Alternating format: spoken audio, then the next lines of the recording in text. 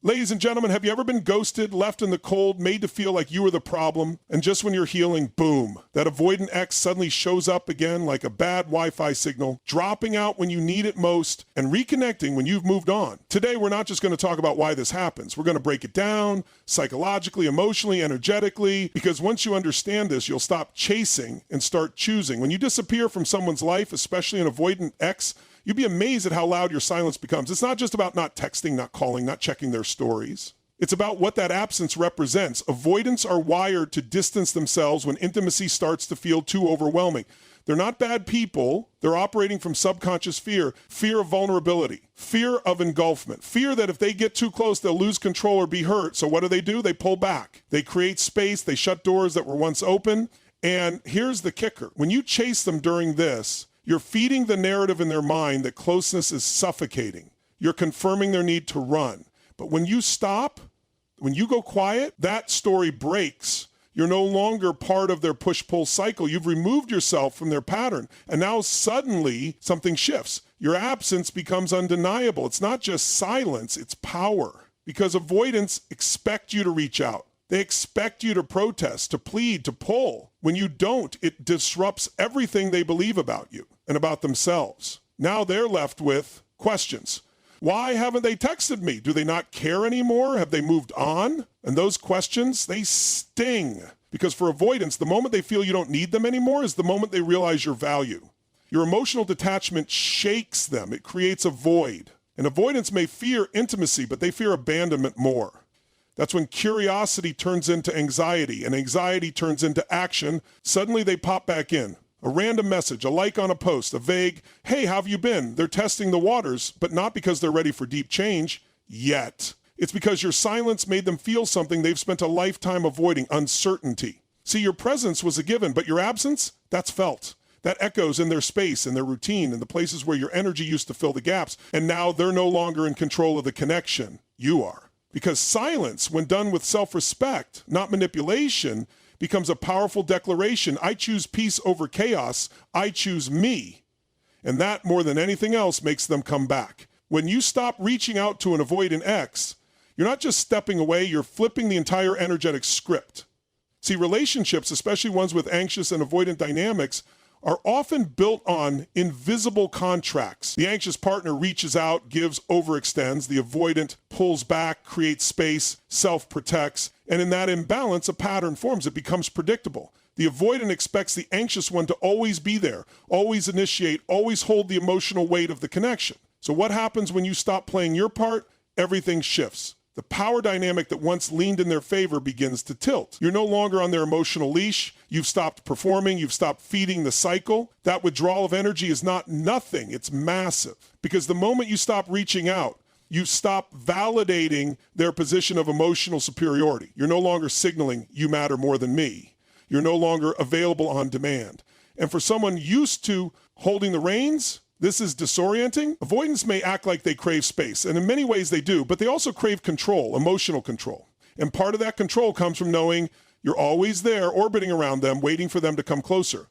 When that orbit ends, they lose their gravitational pull, and they feel it deeply. They might not show it, they might not say a word, but internally, your absence is noticed because they're no longer able to predict the outcome. And people, especially avoidant types, are addicted to certainty. The moment you shift the energy, you create tension.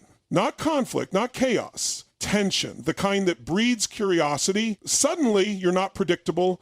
You're not emotionally available in the way you once were, and that gets under their skin. It pokes at their sense of security, their assumptions, their ego. You've gone from being a safe fallback to someone who might actually walk away and mean it. That's when they start to engage. Not because they've changed overnight, not because they've suddenly developed emotional depth, but because your energetic shift forced them to reevaluate what they thought was guaranteed. You've reclaimed your power without shouting. You've changed the dance by simply stepping off the floor. And now they're left wondering if they ever really let it all. When you go silent after a breakup with an avoidant ex, you're not just stepping back.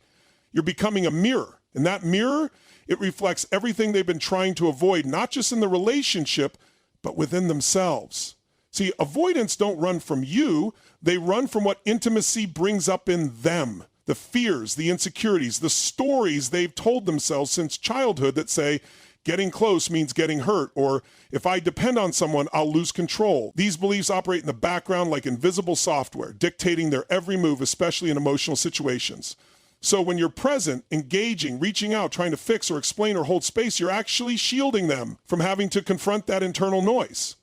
They don't have to face their abandonment wounds or their fear of emotional dependence because you're doing the emotional labor for both of you. You carry the connection. You become the emotional safety net. And that makes it easy for them to stay disconnected. They can retreat without consequence. But when you remove your energy, when you go quiet, they're suddenly left alone with their own thoughts. And avoidants aren't used to that kind of silence. Because in that space, all the things they've suppressed come bubbling up.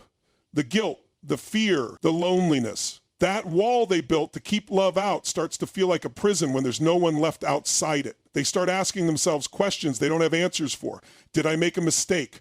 Why do I keep doing this? Why can't I let someone love me? And that's where your silence does the deepest work. Not as punishment, but as reflection. Without the distraction of your attention, they are left to face their own emotional limitations. No more blaming you, no more projecting, just them. And the version of themselves they don't want to see. And that discomfort, that confrontation with their own emotional avoidance, it drives them right back toward the last place they felt emotionally engaged, you. Not because they're ready to change necessarily, but because they're seeking relief from what your absence forces them to feel. You didn't chase, you didn't argue. You just removed the mirror, and now they want it back. Not because it made them feel comfortable, but because it made them feel real. And for someone who's spent their whole life avoiding emotions, that's powerful. Human behavior is wired in a way that often defies logic, especially when it comes to desire. One of the most powerful psychological drivers isn't compatibility, love, or even shared memories. It's scarcity. People want what they can't have. And when you become unavailable to someone who's used to you being emotionally accessible, it flips a switch inside them. It activates pursuit. That's especially true for avoidant exes. These are people who fear closeness, yes, but they also fear losing access to what once fed their ego, soothed their loneliness, or provided them with a soft place to land whenever they felt ready. When you're always there, even in your pain, even while being pushed away, they take you for granted. You're familiar, predictable, safe to dismiss. But the moment you step away, the moment you stop replying instantly, stop watching their stories, stop checking in, the emotional landscape changes.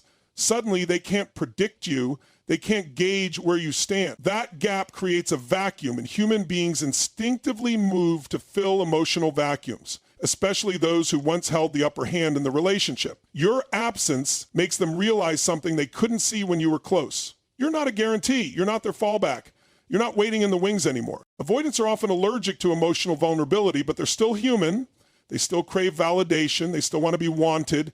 And when that validation is taken away, when you become scarce, your value in their eyes increases. Not necessarily because they understand your worth, but because they're no longer sure they have you. And that uncertainty creates desire. It's not pure love that brings them back at first.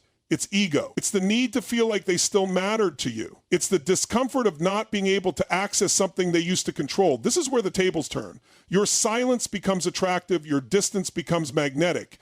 Not because you're playing games, but because you've removed yourself from a dynamic that was draining your power. You're no longer seeking, you're centered. And ironically, the moment you stop chasing is often the moment they start. Not because they're ready to meet your emotional needs, but because they want to reclaim the sense of significance they lost when you pulled away. They're not used to being the one who has to earn attention, so when that happens, it triggers them. You've now become the thing they can't have, and that to the human mind is irresistible. When you ignore an avoidant ex, especially after a history of giving, explaining, fixing, and reaching out, you're not being petty. You're stepping into a version of yourself that no longer needs external permission to be powerful. You're communicating your growth without speaking a single word. That silence, that calm withdrawal doesn't say, I don't care. It says, I care about me more. It says, I've finally realized that peace is more valuable than being understood by someone who isn't ready to hear me. Avoidant individuals aren't used to that kind of energy. They're used to seeing people orbit around them, giving endlessly in hopes of breaking through their emotional walls. But when you stop trying to prove your worth, When you stop over-explaining your feelings and just go quiet, you disrupt the narrative they've told themselves. You no longer represent someone trying to get them. You represent someone who's healed enough to release them. And that's powerful. There's something deeply unsettling to an avoidant person about someone who has clearly grown. Why? Because it shines a light on the fact that they haven't. When you're no longer triggered, no longer reactive, no longer begging for clarity, you create a stark contrast. You've evolved. You've learned how to hold space for yourself. You're not avoiding your emotions anymore. You're mastering them. That emotional maturity becomes undeniable. You're calm. You're grounded. You're not trying to punish anyone. You've just outgrown the dynamic. Avoidants, whether consciously or not, often return not because they're ready to meet you where you are now, but because they feel that shift. They feel the energetic door closing. And it scares them. You're not offering the same emotional comfort they once relied on. You're not playing the old role. You're someone new, someone who stepped into self-respect so deeply that you don't need to speak it. It radiates off of you. And that change, that triggers something in them. They may come back to test the waters to see if they still have a place in your life. But what they're really encountering is a version of you that no longer settles, no longer overreactions, no longer pleads for love. This version of you honors boundaries, speaks with actions, and leads with presence. And whether they're capable of meeting you there or not becomes secondary. Because at that point, you've already reclaimed yourself. So what does all of this really mean?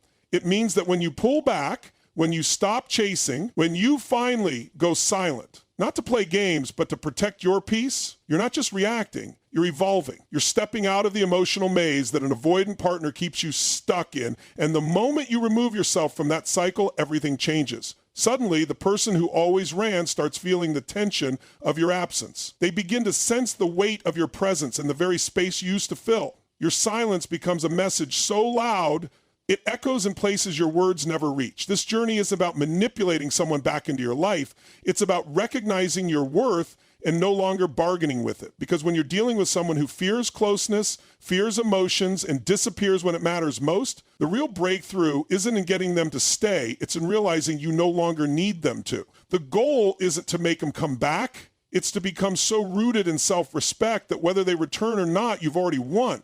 And if they do come back, it's no longer because you begged, it's because you became. And let's be clear, they come back not because they suddenly turned into a new person overnight, but because your growth creates contrast. Your detachment reflects their own emotional immaturity. Your peace shines a light on their chaos. And when faced with that contrast, they're drawn in, not by love, but by the discomfort of no longer being in control. That's the paradox. The more you needed them, the more they pulled away. The moment you stop needing, they begin to notice. The space you created is no longer just empty. It's powerful. It's magnetic. So many people think ignoring an avoidant ex is about revenge or punishment. It's not.